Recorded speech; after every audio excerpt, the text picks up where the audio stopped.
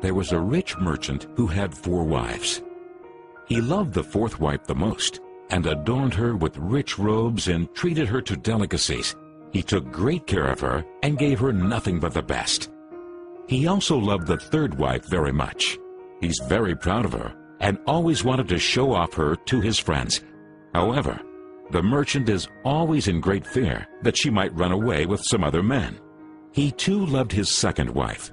She is a very considerate person, always patient, and in fact is the merchant's confidant. Whenever the merchant faced some problems, he always turned to his 2nd wife, and she would always help him out and tide him through difficult times. Now the merchant's 1st wife is a very loyal partner and has made great contributions in maintaining his wealth and business as well as taking care of the household. However, the merchant did not love the 1st wife, and although she loved him deeply, he hardly took notice of her. One day, the merchant fell ill. Before long, he knew that he was going to die soon. He thought of his luxurious life and told himself, "Now I have 4 wives with me, but when I die, I'll be alone. How lonely I'll be."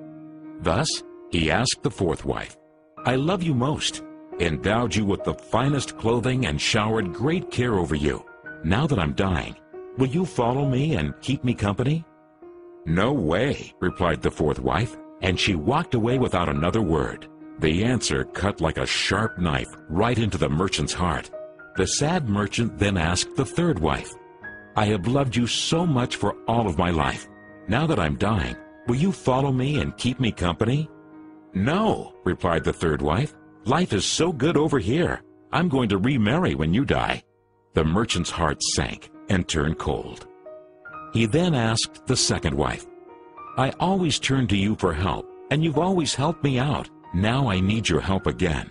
When I die, will you follow me and keep me company?" "I'm sorry, I can't help you out this time," replied the 2nd wife. "At the very most, I can only send you to your grave." The answer came like a bolt of thunder, and the merchant was devastated. Then a voice called out, "I'll leave with you. I'll follow you no matter where you go." The merchant looked up, and there was his 1st wife.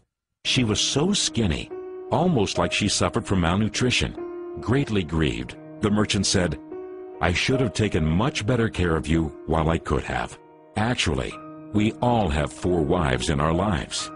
The 4th wife is our body. No matter how much time and effort we lavish in making it look good, it'll leave us when we die. Our 3rd wife? Our possessions, status, and wealth. When we die, they all go to others. The 2nd wife is our family and friends. No matter how close they had been there for us when we're alive, the furthest they can stay by us is up to the grave. The 1st wife is in fact our soul, often neglected in our pursuit of material, wealth, and sensual pleasure. Guess what? It is actually the only thing that follows us wherever we go. Perhaps it's a good idea to cultivate and strengthen it now, rather than to wait until we're on our deathbed to lament.